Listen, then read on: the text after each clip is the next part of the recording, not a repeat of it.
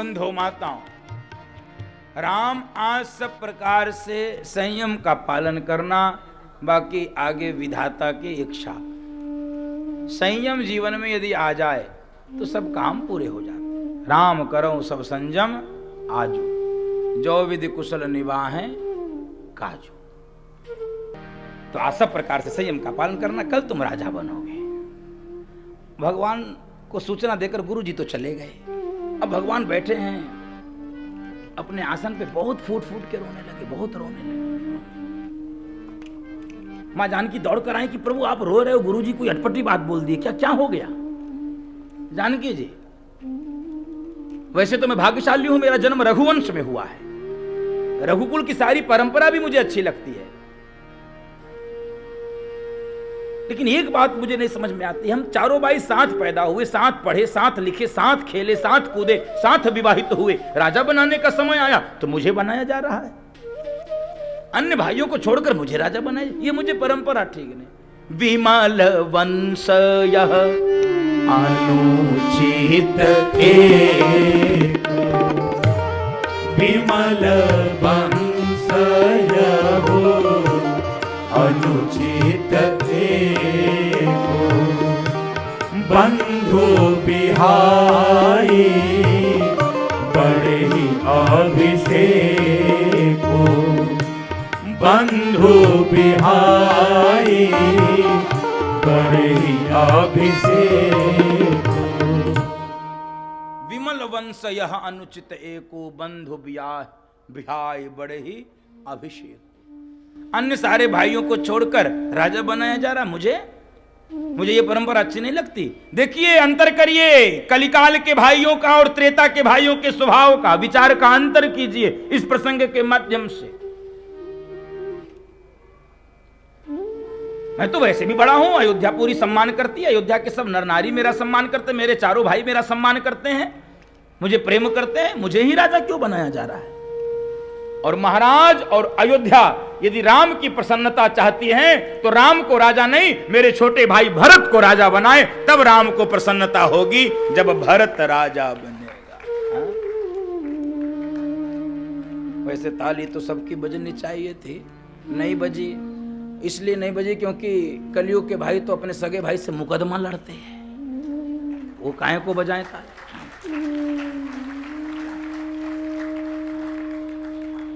काहे को बजा के फंसे? कलयुग के भाई तो मुकदमा लड़ते हैं। ये जितने ये न्यायालयों में जितने भी सिविल वाद हैं वो किसके हैं? आप विचार करिए, किसके हैं? सब भाई भतीजों के विवाद हैं।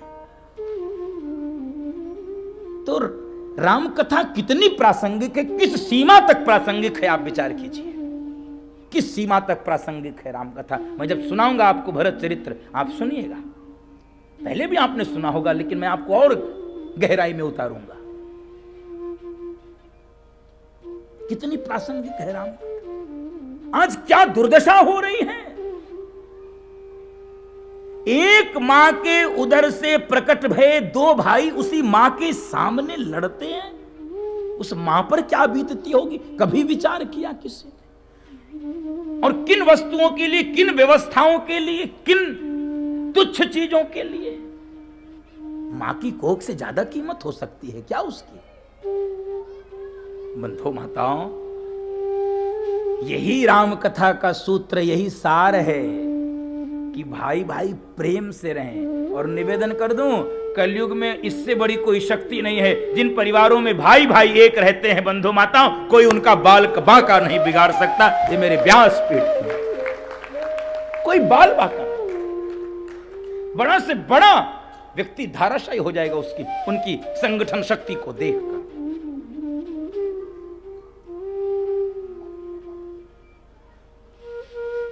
वैसे तो हम सब सहोदर हैं, जो भी इस धरती को मां मानते हैं, मानने वाले बहुत कम हैं, गलतफहमी में मत पड़िएगा। इस धरती को जो भी मां मानते वो सब सहोदर हैं। अथर्ववेद में मंत्र आता है, माता भूमि पुत्रो अहम पृथिव्याः, ये भूमि हमारी माता है, हम इसके बेटे हैं। निवेदन करूंगा जो भी इस भूमि को माता मानने वाले लोग हैं, धरती को माता मानने वाले लोग हैं, भारत को माता मानने वाले लोग हैं, वो हमारे सब सहोदर भाई हैं, सारे सनातनी हमारे सहोदर भाई हैं बंधु माताओं। इसी बुद्धि से हमको आगे बढ़ना पड़ेगा, इसी विवेक से आगे बढ़ना पड़ेगा। उनके सुख में सुखी होना पड़ेगा, उनके दुख में दुखी होना पड़ेगा, सबको साथ लेकर चलना पड़ेगा बंधु माताओं। परिणाम सुंदर है, भारत उज्जवल बनेगा, भारत विश्व गुरु बनेगा। मां भारती स्वर्णिम सिंहासन पर बैठकर पूरे विश्व का भ्रमण करेगी। पूरी दुनिया भारत की ओर देख रही है आशा की निगाह से। पूरी दुनिया निराश होती है तो आशा केवल भारत से दिखती है बंधु माताओं। और ये भारत का प्रारब्ध है, भारत को ऐसा बनकर दिखाना पड़ेगा ताकि पूरी दुनिया प्रकाशित हो सके भारत के प्रकाश से। ये भारत का प्रारब्ध है, हमको तिल तिल जलना पड़ेगा बंधु माताओं, हमको तिल तिल जलना पड़ेगा।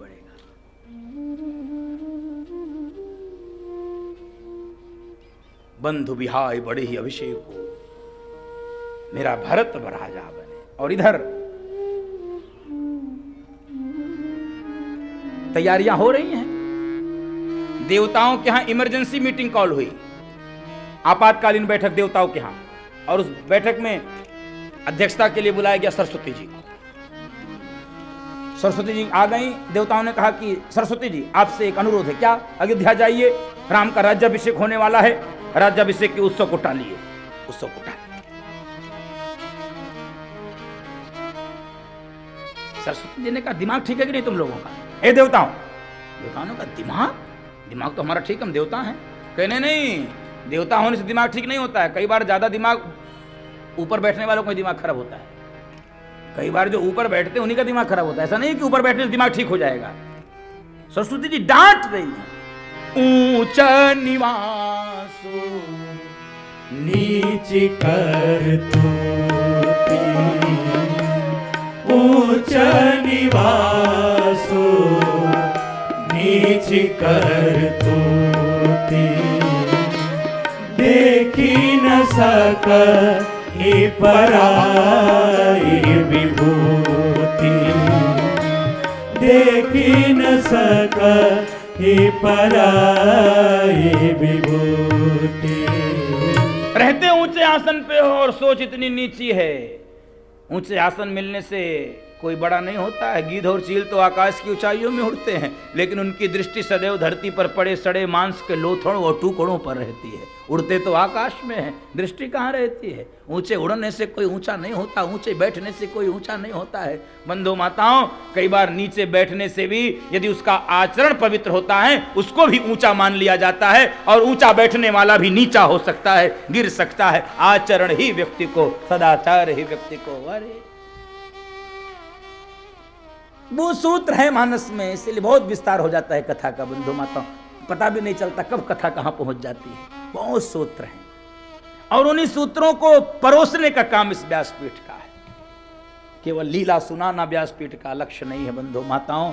लीला तो रामलीला में भी आप देखते हैं, वो भी दिखाई जाती है, वहां कोई सूत्र नहीं परोसा जाता है। परमात्मा ने हम लोगों को इसी जिम्मेदारी के साथ धरती पर भेजा है कि ये जो छिपे हुए सूत्र है रामचरितमानस में, ये जो मोती बिखरे हुए हैं, इन्हीं की माला बनाकर भक्तों के हृदय में पहना दिया जाए ताकि उनका जीवन भी सुगंधित हो जाए, उनका जीवन भी सुवासित हो जाए। यही लक्ष्य है इस व्यासपीठ का। जीवन खिला खिला हो जाए बंधु माता, एकदम खिला खिला, जैसे पुष्प खिला खिला होता है, ऐसे भी हमारा जीवन खिला खिला होना चाहिए। ऐसे महकता हुआ, ऐसे चहकता हुआ जीवन होना चाहिए। स्वयं भी महके, जहां भी रहे उनको भी महका दे, पूरे सृष्टि को महका दे, पूरे समष्टि को महका दे। ऐसा ही जीवन इस रामचरितमानस की प्रेरणा से बन जाता है। ये व्यासपीठ का भरोसा है बंधु। सरस्वती जी ने मना किया कि नहीं, ये नीच करतूत है। और नीच करतूत की मैं एक और दृष्टि दे दूं, जो दूसरे को वैभव को नहीं देख सकता है, दूसरों की बढ़ोतरी को नहीं देख सकता, उसे नीच कहा जाता है। और इस संसार में व्यक्ति अपने दुख से दुखी नहीं है। बोलो किससे दुखी है? हाँ, जानते सब हैं, फिर भी मानते नहीं। जानते सब, हम दूसरों के सुख से दुखी हैं। मेरी बात थोड़ी अटपटी लगेगी, हम दुख में तो फिर भी चले जाते हैं। कई बार समय कैसा बदला है, दुख में तो चले जाएंगे, चार आंसू बहा देंगे, अरे नहीं बहुत अच्छे थे, अरे वो चले गए, अच्छा ये नुकसान हो गया, अरे कोई बात नहीं, सब भगवान भर देंगे, अच्छा ये हो गया, अच्छा तबीयत खराब, अच्छा सब ठीक हो जाएगा, अच्छा ये दुख में चले जाएंगे। किसी का 1 मंजिले का घर था 2 मंजिला हो गया, तब जाएंगे कुड़ते रहेंगे, अच्छा बहुत लूटा होगा इसने, लूट का माल है। किसी की 1 फैक्ट्री थी 2 फैक्ट्री हो गई, जाओगे कुड़ते रहोगे, अरे समझ रहा हूं बहुत मिलावटी सामान बेचा है, सब समझ रहा हूं। आज समस्या खड़ी है सुख देखने की, और नीच उसे कहते हैं देख ही न सकई पराय विभूति। जो दूसरे के वैभव को नहीं देख सकता है उसे नीच कहते हैं बंधु माताओं। इसलिए हम सब की ऐसी दृष्टि बने कि अपना वैभव तो बढ़े ही बढ़े, यदि पड़ोसी का वैभव बढ़े उसको भी जाके बधाई देना चाहिए, परमात्मा को धन्यवाद देना चाहिए, मेरा पड़ो। इसीलिए ये केवल भारत का ऋषि मंत्र बोलता, दुनिया में किसी शास्त्र में ये मंत्र हमको दिखा दे। सर्वे भवन्तु सुखिनः सर्वे सन्तु निरामयाः सर्वे भद्राणि पश्यन्तु मां कश्चित् दुख भाग भवेत्। ये दुनिया में कोई और नहीं बोलता, ये भारत का सनातनी ऋषि बोलता है, भारत की सनातन परंपरा बोलती है, दुनिया में कोई और नहीं बोलता। हमारी ये दृष्टि हमारी आचार्य परंपरा से प्राप्त है, हमारी शास्त्र परंपरा से प्राप्त है। हम केवल अपनी शांति की बात नहीं, हम तो अंतरिक्ष के और सृष्टि के शांति, ओम द्यौः शांति अंतरिक्ष गुम शांति पृथ्वी शांति आपः शांति औषधया शांति वनस्पतयः शांति। हम तो सबके शांति की बात करते हैं, सबके शुभ कामना मंगल कामना की बात करते हैं। देख न सकई पराई। तो देवताओं ने कहा सरस्वती जी भाषण मत दो, भाषण हम आपसे अच्छा दे लेते हैं, ये उपदेश का समय नहीं है, क्योंकि राम का राज्याभिषेक हो गया तो रावण की समस्या उसी तरह बने रहेगी, तुम जानो तुम्हारा काम जाने, हम नहीं जानते कुछ। ओहो, सरस्वती जी का माथा ठनका, सरस्वती जी का माथा ठनका। सरस्वती जी ने विचार किया, और बंधु माताओं कुछ हरि की इच्छा कुछ परमार्थ का उपदेश, सरस्वती जी को आना पड़ा अयोध्या। अयोध्या में विचरण कर रहे हैं, किसकी बुद्धि बिगाड़ूं, किसकी बुद्धि बिगाड़ूं, किसकी बुद्धि बिगाड़ूं। और तभी दृष्टि पड़ गई, नाम मंथरा मंदमती शेरी कह कही के अजस पेटारी ताही करी गई गिरा मती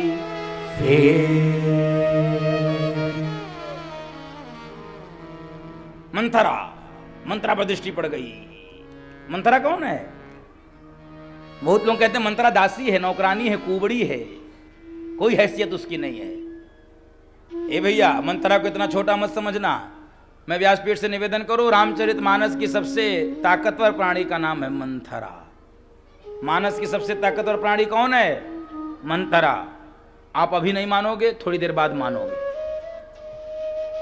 मंथरा दासी नहीं है, नौकरानी नहीं है, कुबड़ी नहीं है। मंथरा कौन है? ध्यान से सुनिए, यही इस प्रसंग का सामाजिक परिप्रेक्ष्य है बंधु माता। मंथरा को दासी नौकरानी कुबड़ी सुना के मैं आगे बढ़ सकता हूं, लेकिन मुझे मेरा विवेक यहां पर रोकता है। मंथरा कौन है? 2 प्रकार से मंथरा को समझा जाए। मंथरा दहेज का सामान है। ध्यान से सुनो, मंथरा कौन है? दहेज का सामान है, और दहेज का सामान रुलाता बहुत है। हाँ, रुलाता बहुत है। हाँ, पूरा सुन लो तब बजाना, अभी मत बजाओ। मंथरा दहेज का सामान है। दहेज का सामान कितना रुलाएगा? देखो, चमकता तो बहुत है दहेज का सामान। दहेज का सामान बहुत चमकता है, बहुत चमकता है।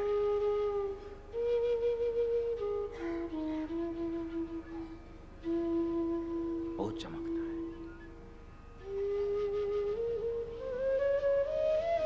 लेकिन उसकी गति क्या होती है? उसकी परिणति क्या होती है?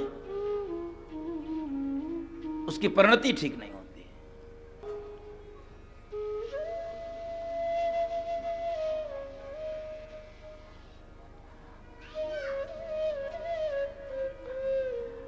आइए, स्वागत है, स्वागत है।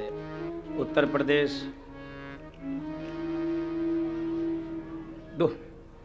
सरकार के उप मुख्यमंत्री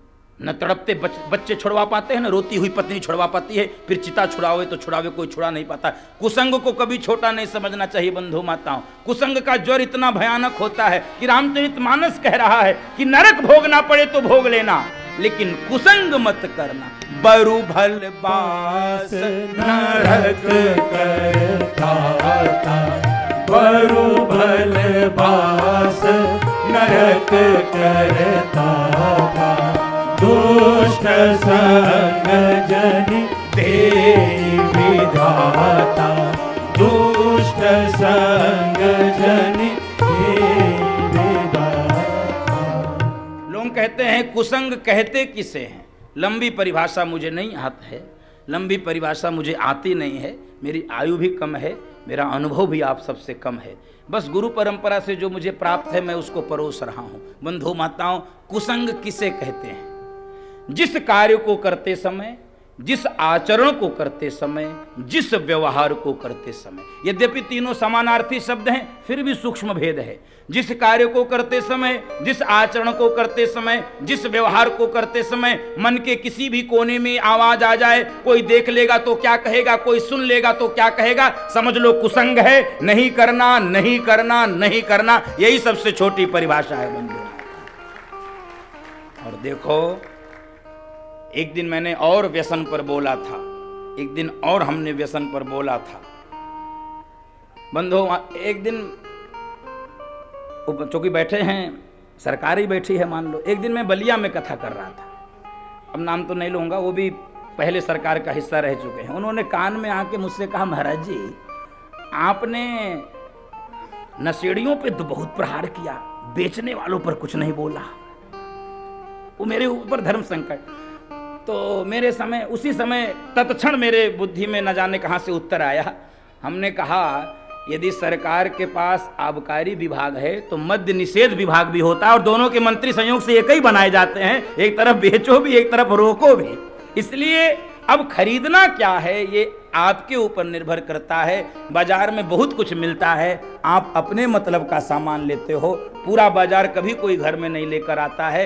इस प्रकार की तार्किक बुद्धि से आप कुसंग में प्रवेश मत करिए। और बंधु माताओं, कुसंग से बचने का एक सुंदर सूत्र आपको दे रहा हूं और कथा को विराम करूंगा। जब भी कुसंग में जाने का प्रवेश करे, मन करे, काम में, क्रोध में, लोभ में, मोह में, मद में, मत्सर में, राग में, द्वेष में, ईर्ष्या में, अहंकार में, जो भी कुसंग के प्रकार हैं, जब भी जाने का मन करे, पहले विचार आता है। इंद्रियां कुसंग में बाद में प्रवेश करती, पहले विचार मन में आता है। गीता में भगवान ने बोला, ध्यायतो विषयान पुंसः संगस्तेषु उपजायते संगात संजायते काम, कामात् क्रोधो भी जायते। बंधु माताओं, पहले विचार मन में आता है। इसलिए कुसंग का बचने का सबसे बढ़िया उपाय क्या है? जब भी विचार मन में आवे, मान लो बैठे बैठे विचार मन में आवे, खड़े हो जाइए, खड़े खड़े आए, चलने लगिए, चलते चलते आए, दौड़ने लगिए, दौड़ते दौड़ते आए, बैठ जाइए। आप अपना आसन बदलिए, विचारों का क्रम टूट जाएगा, गड्ढे में गिरने से बच जाएंगे बंधु माताओं। ये मेरे व्यासपीठ का अनुरोध है। और सबसे बढ़िया उपाय, सत्संगत से प्यार करना सीखो जी, जीवन का उद्धार करना सीखो जी। सत्संगत से प्यार करना सीखो जी, जीवन का उद्धार करना सीखो जी। सत्संगत से प्यार करना सीखो जी, जीवन का उद्धार करना सीखो जी।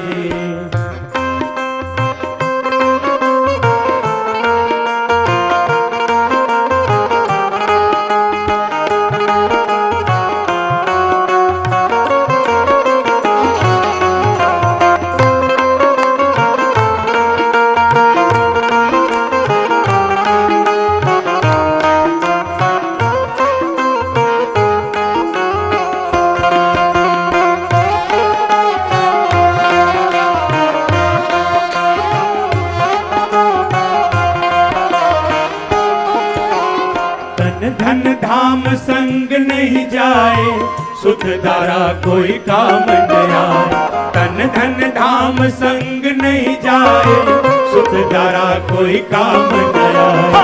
ममता का संहार करना सीखो जी, जीवन का उद्धार करना सीखो जी। ममता का संहार करना सीखो जी, जीवन का उद्धार करना सीखो जी। एक बार सबकी ताली बज जाए, हरि बोल। जितने भी लोग उपस्थित हैं कथा मंडप में, बज हरि बोल।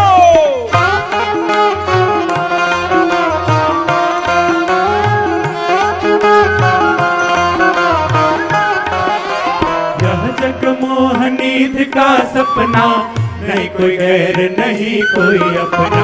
यह जगमोहनीध का सपना, नहीं कोई गैर नहीं कोई अपना। सत्य असत्य विचार करना सीखो जी, जीवन का उद्धार करना सीखो जी। सत्य असत्य विचार करना सीखो जी, जीवन का उद्धार करना सीखो जी।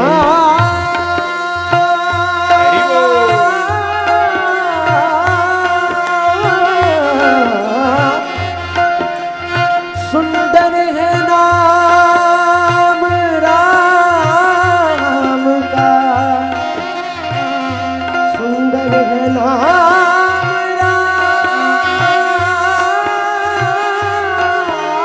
का, सुंदर है नाम राम का। सुमिरन तो कीजिए संतन के संग बैठ के, हरि नाम लीजिए। सत्संगत से प्यार करना सीखो जी, जीवन का उद्धार करना सीखो जी। सत्संगत से प्यार करना सीखो जी, जीवन का उद्धार करना सीखो जी। सत्संगत से प्यार करना सीखो जी,